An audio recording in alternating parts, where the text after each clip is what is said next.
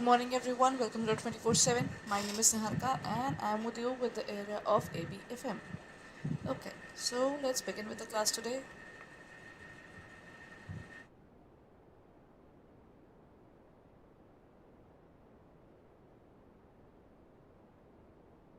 I hope I'm audible as well as visible.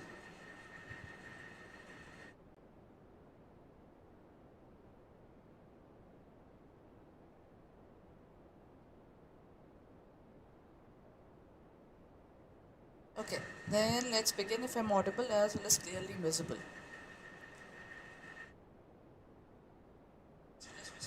Sorted. Okay, everyone. So let's begin with the class today, and I'm going to talk about another set of questions there. It's again a mix of various topics. That means Module A, Module B, and Module C and Module D. So it's all going to be a mixture there.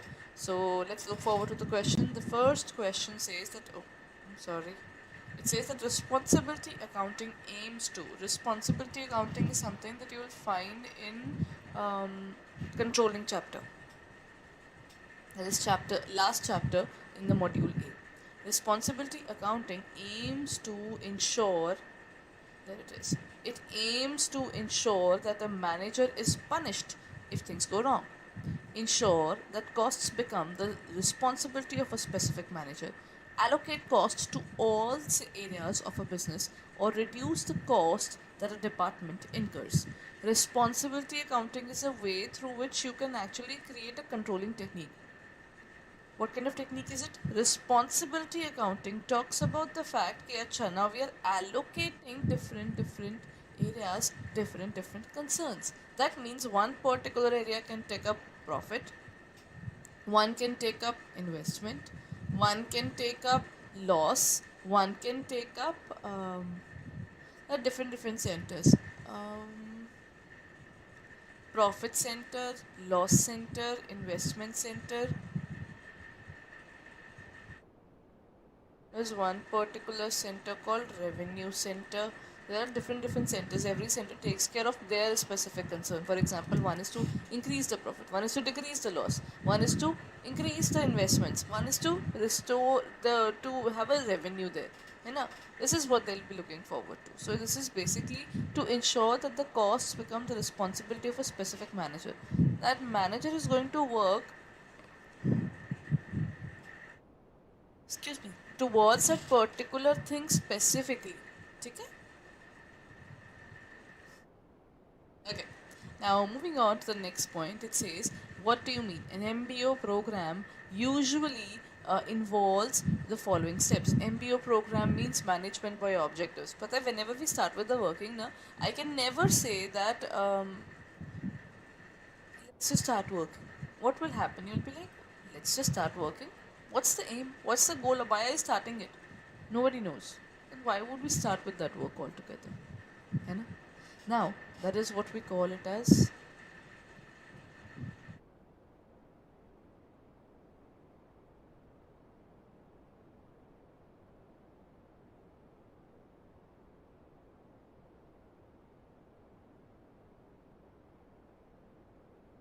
establishing unit objectives, establishing the organizational goals, negotiating and agreeing, reviewing the performance and creating action plans. Now indicate the one which would be the correct sequence.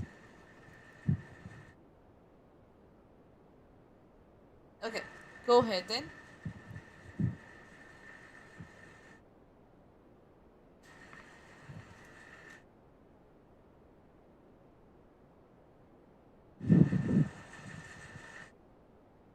The MBO na, they say that first of all you have to decide what you are doing exactly. You know?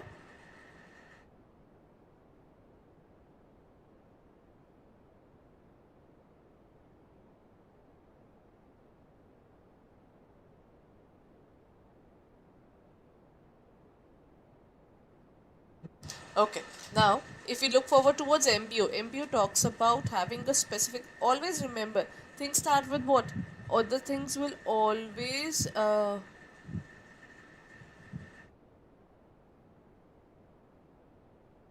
Things will always start with one particular thing, that is establishing the organizational goals. Till the time we do not have an organizational goal, how can we lead towards something? You know? First and foremost thing is to have that particular organizational goals. Number one, sorted. Then what would be the next one, everyone? Next would be what? That is establishing the unit goals. First of all, you find out what is the aim of the organization. Second of all would be establishing the unit objectives. Okay? That means we are done with this. 2 and 1 would be the one. So in this case, is it 1 2 3 4 5, 2 1 3 5 4, 2 3 1 4 5, or 5 4 3 2 1? Plus point, when you find at least two of the sequences going correct now, you know where to eliminate and what to eliminate. So what you can do is you can take up this point. As soon as I chose to be the first one, both of these are eliminated, and from here it is B. 2 1 3 5 4.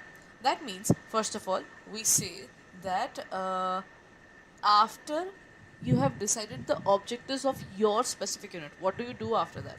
After that, what you will do is that is 3. Agreeing and negotiating, will be talking, array, this particular objective is too hard to achieve, what should I do? XYZ things would be doing now. That would be 3. And then what will be doing? 5. Creating the action plans, and then reviewing the performance. Performance review is obviously the last one. So you have to be very, I would say, you have to just guess it out.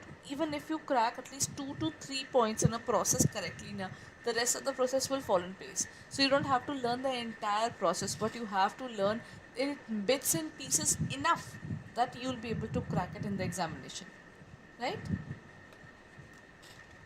Okay, here comes the next question. Interim cash inflows are reinvested at a rate of return equal to internal rate of return is the built-in mechanism for the interim cash flows. Whatever we receive in terms of the money, that today I receive something, then I receive something else, during that particular time period when we are into IRR. Into IR means, that means into the entire working of capital budgeting. I'm sorry, the particular topic that I'm talking about is capital budgeting. But whenever I start a particular business, what would be the first thing I'll be thinking of? If I'm investing 10 lakh rupees today, how am I going to cover this up? What am I going to do? What's that extra effort that is required to recover that money? All those hard questions would be there. And then they would say that, pata hai, in the beginning I invested 10,000 negative. Sorted? In the upcoming years, first of all, I got 5,000, then I got 2,000, then I got 3,000. But whatever extra money I'm getting, I'm not taking this money out of the business. That is what they're saying. Interim cash flows are reinvested. They are, they are again invested in the business. At what point? They are invested again in the business at IRR, internal rate of return. Okay? NPV is actually the value at which whatever you are putting, you are getting it again. NPV positive is basically when you are getting more than that. NPV negative is basically something, it's done. We are not taking this project.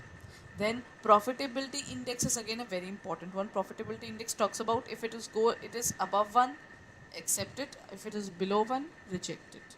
So these are basically different ways to calculate. I think this part can definitely come in the examination from the numerical point of view. So I'll start covering the area of numerical as well. Now, where does recognition of employee fall in Maslow's need hierarchy theory? Self-actualization, social security, social needs, or esteem needs. But when we start working in terms of Maslow's need hierarchy theory, first of all, I'll be looking forward towards food, shelter, clothing. That's the basic things that any human will need. You know? I need a place to sleep, I need good food to eat, at least food to eat. Good food is something that happens after that. The hunger talks about having even the most staple diet. Once we start having our food, then what will happen? We would want, this is basically the physiological needs. This is physiological. After physiological, the next one is social security or security needs. what happens is whatever shelter I'm having, I hope I stay in this for a longer period. At least it stays with me. The job, the particular place where I'm living, right? The food that I'm getting. I hope this stays with me forever. That is security needs. After security, the next point is I want to talk to people around. Once my particular place is determined, I want people to be mine. That is belongingness needs. Humans can never survive on their own. You'll always find that humans will always try to at least impress humans. They'll try to basically outgrow the other person. These things will happen. Either you'll love that person, either that particular person would be a stranger, or you'll try to outgrow them. But there won't be a time where you are sitting with someone and you have no concern with them, right? That is the belongingness needs. You want to uh, get affiliated with others. You want an acceptance. Then the next point is after belongingness needs is self-esteem needs. The people I am actually with, I want to look better than them. They are my peer group, but I want to be the most superior in my group. That is self-esteem. And once you're done with all these basic things of life now, you'll be like, there's nothing in it. I have achieved all these and I want to move forward, and then I would like to take up the topic of self-actualization, or you can say actualization needs. Human says that I'm done with life, now I want to grow further. And when he wants to grow further, that is self-actualization, right? Then employees recognition. Recognition is where he wants to be a little above the people he's around. That is esteem needs. Okay?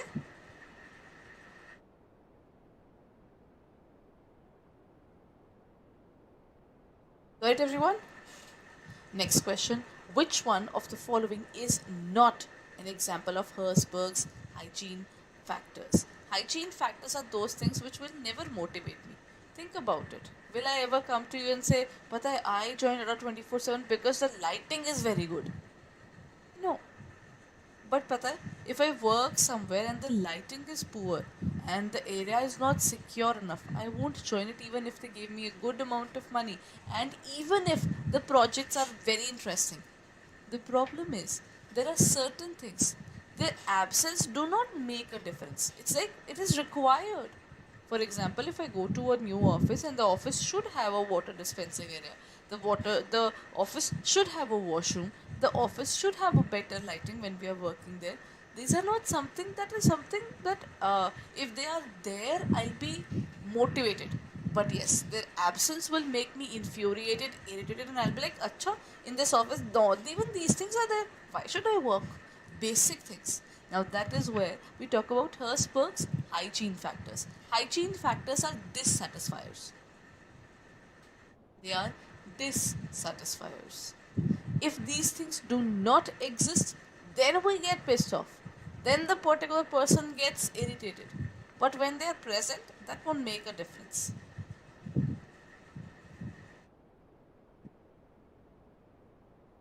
Okay? So, what is the answer? Is it advancement, interpersonal relations, job security, working conditions? Is not. See, career advancement is out of it. Career advancement is not a dissatisfier, that it has to be there. Sometimes people just join the jobs just to have that little meager money, even, right? So, career advancement is a motivation that why am I doing this? Because I know that I'll get something out of it. I have a faith in myself that once I start doing this, I'll make something out of it. That is advancement. Acha, next is what is not an operative function of HRM? Procurement, development, organizing, or integration. Operative function of HRM.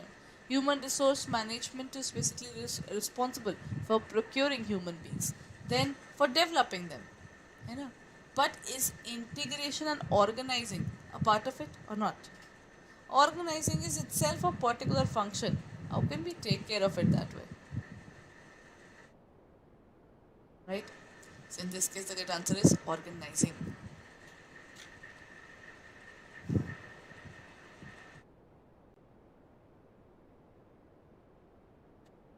Next point, when a person transacts with a company to on matters which are beyond the power of company, the person will be governed by the doctrine of management by exception, constructive notice, indoor management, self management. But then when a person transacts with the company na, on a matter beyond the powers of the company, sometimes we just go. So this is a part of, um, as such, this is a part of management, but it can be a little over and above your point there. But let me just explain this point. This is where we say that in an organization, actually we are done with MBE in any case. MBE is a part of the first module. MBE is basically you try to control everything. You end up controlling nothing. You have to leave a few things. That acha, up to this variation, please do not come to me. I cannot cater it right now. That is MBE. Okay? In this case, whenever you are going beyond the power of company, it is actually the constructive notice. Indoor management is indoor, self management is your personal. When you're looking forward towards a company and another company, it is constructive notice. Right? Acha, this is a question related to return on investment. Net profit ratio, capital turnover ratio, operating net profit ratio multiplied by shareholder funds, net sales divided by net profit divided by sales cost of sales upon capital employed. What is the formula there?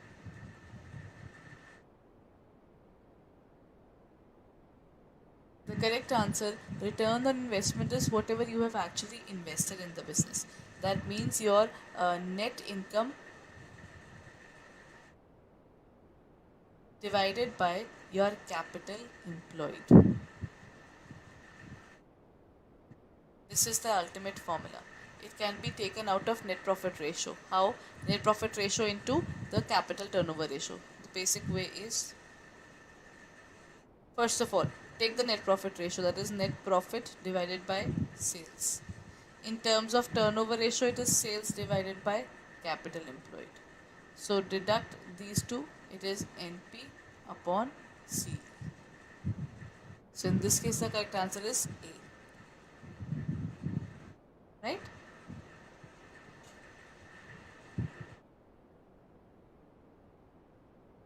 Next question. The management is mainly associated with economic affairs.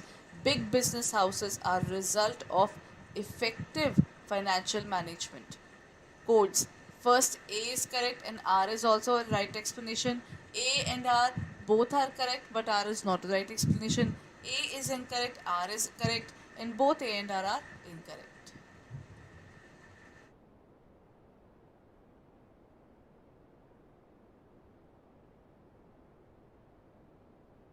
Management is mainly associated with economic affairs. I don't think so. Management has to do so many things. They have to cater humans, they have to cater resources, they have to cater economy, they have to cater government. What else is left? Management is someone who is stuck with everything altogether. So I don't think we can just say that they are just linked with economic affairs. So assertion is incorrect overall. But the big businesses are a result of effective financial management. That is true. They do not have money. They create money. That is where I can agree upon that. The correct answer would be C. Sorry. Okay. Acha, next question. Combined leverage. Leverage is of two types. First is operating, second is financial. Operating talks about day-to-day business. It just says that how do we generate money into the business there. You know? It takes about the area of contribution as well as sales in its consideration. Whatever we are generating in terms of that. Financial leverage doesn't talk about that. It says if you have bigger project, then what do? Financial leverage says that you generate money for the business, either your borrowing or your capital. But though financial leverage talks more about taking loans when you want to grow further in your business so that earning per share increases. That is operating leverage as well as equal to financial leverage minus multiply or divide. What do we do when we try to find out the combined leverage? For the combined leverage, it is C. We multiply. Okay? It is we multiply these two. Okay. So,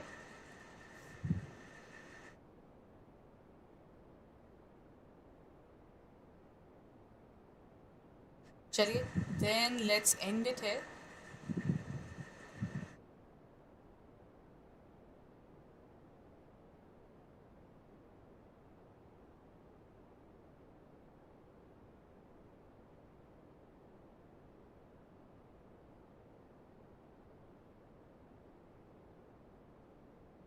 And let me show you where to go when you are looking forward towards your CIB preparation, because it is high time now. Any kind of delay would simply mean another attempt. To be very honest regarding the particular preparation, you have to be very vigilant when you're starting your preparation. You should have started by now, and at this point of time, you should be working really hard. And in case you haven't started with it, you should look forward to it without a delay. ठीक है, because any kind of delay can be more detrimental for you rather than being good. Okay,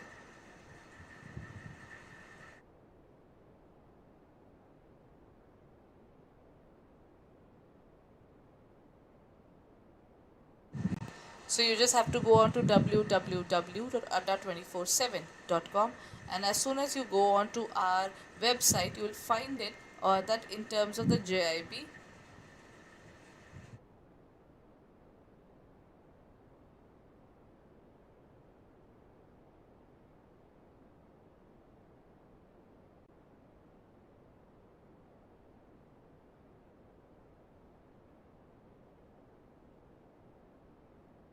Okay.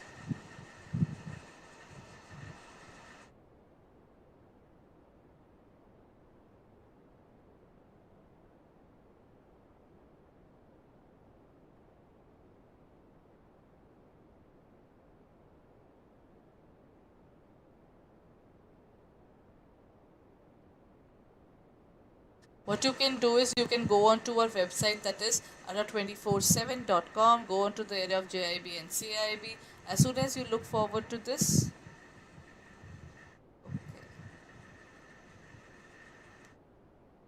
there's some issue. Okay, chaliye, koi na. Let me just explain it like that. You have to go on to the JIB and CIB area.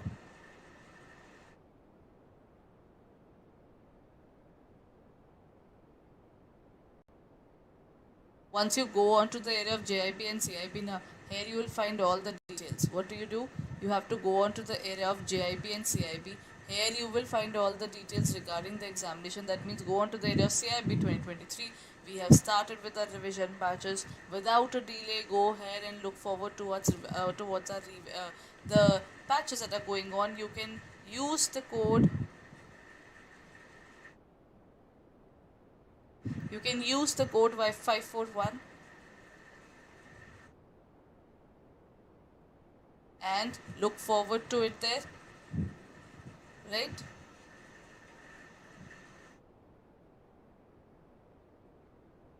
Okay, anyhow there is some little trouble going on, so what you can do is, if you're looking forward to it, then what you can do is you can purchase it by using the code Y541, right? And currently Mahapacks are also available. Let me just give you a view regarding that as well.